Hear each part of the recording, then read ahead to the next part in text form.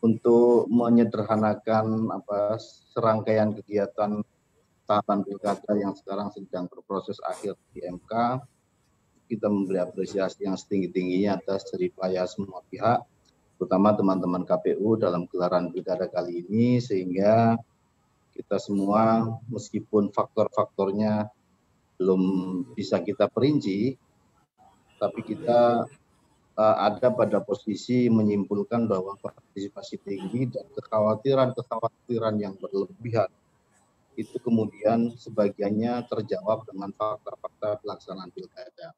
Namun lebih dari itu, pasti tentu ada hal-hal yang secara teknis kita lakukan itu sangat pengaruh, termasuk sosialisasi dan juga pendidikan pemilih yang mau tidak mau dalam gelaran pilkada ini menyesuaikan banyak hal.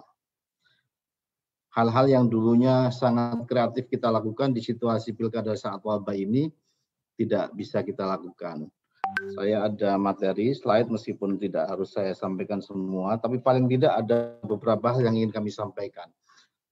Pertama, apa yang kita sosialisasikan dalam helatan pilkada ini ada beberapa aspek. Yang pertama adalah soal aspek regulasi. Jadi perubahan PKPU, Perbawaslu, hal-hal teknis yang memang undang-undang pilkadanya tidak berubah, itu kemudian berdampak pada situasi-situasi kita harus menjelaskan apa-apa yang baru diatur karena situasi wabah. Hal-hal teknis yang akhirnya harus kita ambil, misalnya PKPU terkait dengan kampanye dan seterusnya, atau penyelenggaraan di saat pilkada. Demikian juga penanganan pelanggaran dan lain-lain di saat pilkada, di saat wabah seperti sekarang ini. Kemudian kita juga menjelaskan banyak hal seperti apa yang dimaksud penyediaan atau fasilitasi APD dan lain-lain, yang ini kemudian secara publik harus kita jelaskan dan teman-teman KPU sudah melakukan itu, apa yang menjadi hak penyelenggara, menjadi hak pemilih, kewajiban penyelenggara, kewajiban pemilih, dan harus difasilitasi dalam helatan pilkada. Sesuatu yang tadinya tidak pernah kita bayangkan menyita waktu kita dalam gelaran pilkada, ketika pilkada di saat wabah itu harus kita lakukan. Nah, kemudian ada penundaan. Nah, penundaan dilanjutkan dengan protokol kesehatan, ini juga sesuatu yang menyita banyak sekali energi kita untuk menjelaskan, terutama dalam konteks tahapan di teman-teman KPU, berdampak juga ke tahapan penanganan pelanggaran dan di kita. Misalnya setelah di Jeddah sampai kemudian bulan Juni kalau nggak salah itu diaktifkan lagi atau tahapan berjalan lagi, kita berdiskusi soal bagaimana menjelaskan ke publik bahwa ketika masa Jeddah ini ada situasi vakum. Kalau ada hal-hal yang terkait penanganan pelanggaran misalnya seperti apa, ketika teman-teman penyelenggara KPU-nya sedang off, tidak melakukan aktivitas, tidak menghitung aktivitas. Nah, hal-hal teknis semacam ini yang menurut saya kemarin sangat menyita energi teman-teman KPU, terutama dalam konteks menjelaskan ke publik dan lain-lain. Belum lagi kita harus berhadapan dengan buzzer dan orang-orang yang semangatnya negatif untuk kemudian memperhadapkan nyawa dengan pilihan pilkada di 9 Desember apa tidak. Ya, ada hal yang kita tekankan sebagai antisipasi, tapi itu harus kita hadapi dengan situasi yang ya akhirnya berhadapan-hadapan untuk mengkampanyekan, mensosialisasikan, dan lain-lain. Aspek teknis pemilihan ini juga hal-hal yang kemarin kita sampaikan dan juga protokol kesehatan. Next.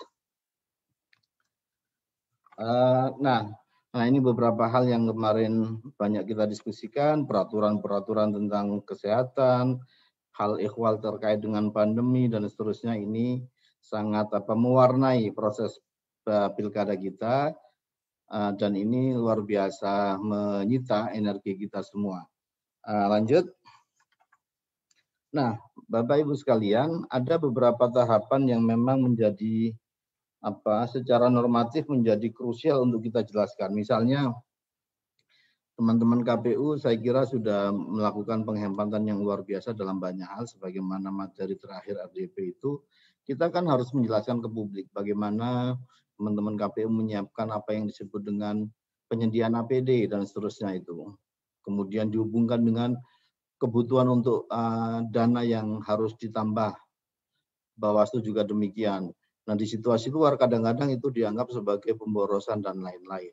Nah, tentu ini sudah harus kita jawab dengan penjelasan, sosialisasi yang luar biasa dilakukan oleh kita semua. Kemudian penyusunan daftar pemilih, saya kira kemarin juga menyisihkan banyak hal, dan dampak positifnya menurut saya, meskipun itu tidak kita inginkan, artinya kalau seandainya wabah ini tidak ada kan kita juga tidak ingin. Kemudian kita saling berjibaku untuk memberi vaksin ini. Situasi ini kan sebenarnya ada dampak baik dari situasi kontrol dan juga semangat teman-teman KPU melakukan pemutakhiran daftar pemilih yang luar biasa, sehingga semakin ke sini hasilnya semakin baik. Banyak sekali apresiasi diberikan teman-teman dari Kementerian Kesehatan dan seterusnya yang sekarang sedang bersinergi untuk mengambil manfaat dari data yang paling update dipunya oleh teman-teman KPU. Dinamika di bawah saya kira juga luar biasa. Apa yang belum direkam menjadi domainnya teman-teman di Capil, disinkronkan. Apa yang sudah direkam tapi belum masuk dan lain-lain, itu juga kemarin menjadi diskusi hangat kita untuk menyempurnakan data pemilih yang kita punya. Sekali lagi tentu apresiasi yang tinggi-tingginya bagi teman-teman, terutama mengurusi data pemilih di saat wabah ini. Saat itu juga berat sekali datang ke pemilih yang mereka juga khawatir datangi orang yang belum dikenal atau sudah dikenal tapi mereka mau di rumah tidak ada orang datang. Kampanye menurut saya tahapan yang paling menyita banyak hal, baik dari sisi regulasi yang dilakukan oleh teman-teman KPU, itu dirubah, misalnya rapat umum tidak ada, dan seterusnya. Kemudian membuat ada aturan baru yang rapat atau pertemuan terbatas dengan 50 orang. Ini dampaknya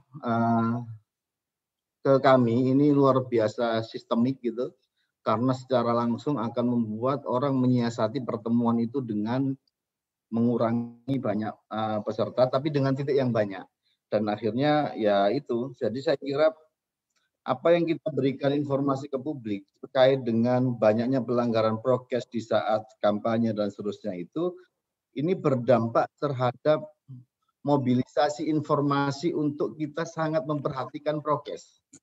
Dan secara subjektif, saya berpendapat bahwa ini berdampak terhadap situasi awareness atau sadarnya masyarakat untuk menyadari bahwa pilkada ini dilakukan dengan prokes yang sangat ketat. Misalnya dengan beberapa titik itu kami mendapatkan masyarakat itu kadang-kadang ya datang ke TPS itu belum bermasker, tapi menjelang masuk TPS dia pakai masker. Artinya kesadaran dari isu yang menggelinding terus soal kesadaran untuk pakai masker, menjaga kesehatan, dihubungkan dengan proses pemberian suara dalam pilkada ini meningkat luar biasa. Kemeriahan pemberitaan atas itu, kemeriahan sosialisasi yang dilakukan oleh teman-teman KPU, harus prokes, sosialisasi, simulasi-simulasi ini berdampak ke bola salju, bahwa orang akan semakin tahu bahwa kalau kita nggak mematuhi prokes itu nggak bisa masuk TPS.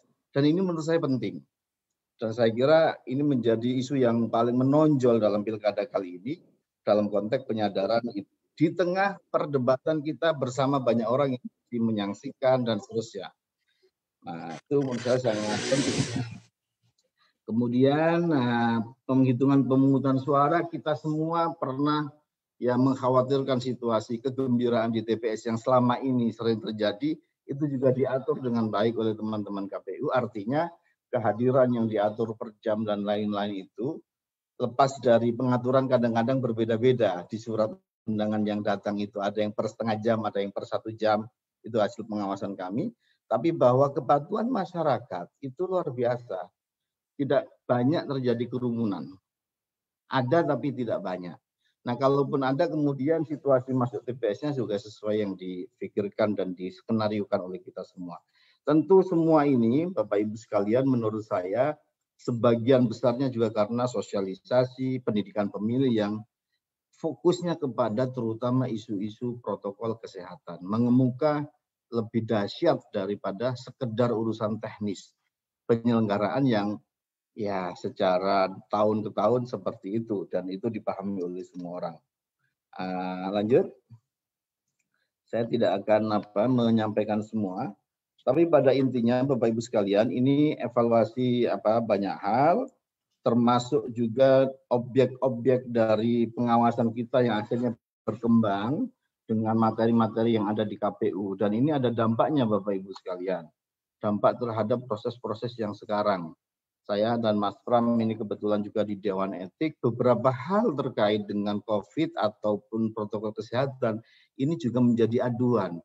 Misalnya begini, ada salah satu daerah yang calon pendaftar tenaga ad hoc-nya KPU itu hanya menyertakan hasil rapid test, kemudian diminta oleh jajarannya untuk menyertakan hasil swab, itu jadi salah satu persoalan juga. Jadi menyoal itu di DKPP yang menganggap bahwa profesionalitas atasannya itu tidak pas ketika memaksakan harus hasil swab, padahal syaratnya harus hanya hasil rapid. Nah, hal-hal seperti ini menjadi objek baru gitu ketika pilkada di saat wabah seperti saat ini. Jadi paling tidak dalam banyak hal saya ingin memberi penegasan, dalam konteks penyusunan kerangka hukum kita banyak sekali melakukan penyesuaian-penyesuaian. Misalnya yang paling krusial saya ingin mencontohkan saja untuk tidak menjelaskan semua slide ini.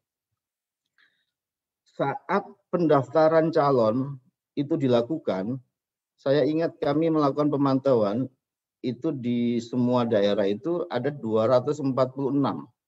Kalau tidak salah, daerah yang kita anggap orang melakukan kesalahan atau melanggar prokes, tapi aturan apa yang dilanggar itu nggak ada. Nah dari situ kita berdiskusi, kalau nggak salah itu puasa malam-malam. 2 malam kita berdiskusi bersama semua pihak, sinkronisasi terutama teman-teman KPU dan Kumham dalam konteks ini, yaitu bagaimana di PKPU berapa itu ya, yang pasal 33B itu ya. PKPU itu mengatur soal bagaimana mekanisme membubarkan atau mengantisipasi dan melakukan penindakan atas kegiatan kampanye yang mungkin nanti terjadi lebih dari yang sekarang. Nah, kita tahu kemudian turunan dari pelaksanaan ini, kepatuhan ketika proses pengambilan nomor urut jauh luar biasa berkurang. Di beberapa tempat bahkan ada rombongan bis, kita suruh keluar dari halaman kantor, sampai kemudian kita tunda setengah jam sampai 1 jam pengundian, itu mau. Nah baru kemudian undang-undang ini atau PKPU ini dipakai untuk mengatur kampanye. Waktu itu bahkan semua minta langsung pidana segala macam, tapi karena ada harmonisasi, ada pihak-pihak yang ingin bertentangan dengan aturan ini, aturan itu, dan seterusnya. Tapi pada intinya, dinamika praktek di lapangan kadang-kadang lebih cepat daripada regulasi yang kita buat. Salah satunya mengantisipasi finding yang sudah ada, temuan yang sudah ada pada situasi yang belum diatur. Kami pun nggak bisa ngapa-ngapain. Ketika kami berikan ke kepolisian juga pendekatan pakai undang-undang wabah dan lain-lain masih belum bisa karena masih isu pemilu. Spesialisnya ini masih di Bawaslu, akhirnya sampai merubah PKPU, kami menyesuaikan dengan merubah Bawaslu. Itu salah satu contoh dari produk kerangka hukum yang harus kita rubah cepat dan harus disosialisasikan cepat sama teman-teman KPU. Yang kedua, pemutakhiran daftar pemilih. Nah ini juga menjadi hal yang luar biasa, meski pattern-nya sama, yaitu soal koordinasi dari Dukcapil, KPU, Bawaslu, tapi paling tidak ini ada kemajuan yang luar biasa. Adalah drama-dramanya itu ada, tapi saya kira semakin ke sini semakin mendewasakan kita semua, termasuk juga pada sisi ya data diberikan dan tidak dan seterusnya itu kan banyaklah kita bisa diskusi di situ, dan saya kira pengalaman ini luar biasa untuk kematangan penyelenggaraan ke depan, apalagi sekarang Undang-Undang 7 meniscayakan pemutakhiran data berkelanjutan agar bagaimana kita meyakinkan data itu semakin solid, valid, dan juga pada saat yang sama mutakhir, sehingga pihak lain pun mengakui data itu, dan ini saya kira prestasi bagi teman-teman pengelola data di DPT di KPU. Kemudian pencalonan ini juga soal yang luar biasa. ada calon kena COVID dan seterusnya, tantangan kita terhadap proses pencalonan ini misalnya dalam konteks penanganan pelanggaran yang sekarang tersisa banyak juga di Dewan Etik. Kalau tidak salah misalnya orang menghitung 6 bulan, banyak sekali kejadian itu terjadi terutama pasal 71 ayat 1, 2, 3 terkait rekomendasi diskualifikasi yang bisa diberikan Bawaslu, tetapi pada situasi ketika kejadian itu terjadi saat petahana atau orang yang akan mencalonkan diri saat itu menjadi apa yang kita sebut dengan terjadi di saat off sebelum 15 Juni. Jadi tahapan-tahapan off itu setelah kita tunda sementara itu. Ini menjadi debat yang panjang di penanganan pelanggaran terkait argo kita hitung apa tidak. Kampanye tadi berhubungan dengan apa yang kita diskusikan di awal, pemungutan dan penghitungan suara. Dan yang menarik menurut saya, partisipasi tinggi. Ada yang analisisnya itu karena calon sangat kompetitif dan lain-lain pada satu sisi. Pada sisi yang lain kita sebenarnya belum menemukan juga semua faktornya. Di saat wabah seperti saat ini, partisipasi sangat tinggi. Kesyukuran untuk itu pasti.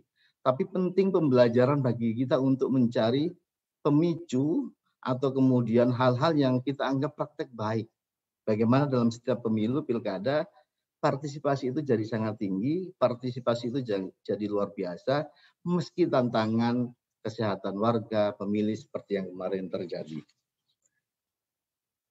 Saya kira itu yang pas untuk disampaikan di forum yang baik ini. Sekali lagi terima kasih atas undangan teman-teman KPU, apresiasi yang sangat tinggi dari kami sebagai kolega sejawat pengawas pemilu. Tentu kita bersyukur gelaran pilkada ini berjalan dengan baik. Hal-hal yang sifatnya sekarang kita proses di MK itu menjadi konsekuensi dari jalur ketidakpuasan orang yang merasa masih harus berjuang di jalur itu. Yang paling penting menurut saya begini, Bawaslu sebagai pengawas, KPU sebagai penyelenggara ini, yang pada titik tertentu menurut saya yang paling penting adalah harus yakin bahwa apa yang kita lakukan itu sesuai dengan aturan yang diberikan ke kita.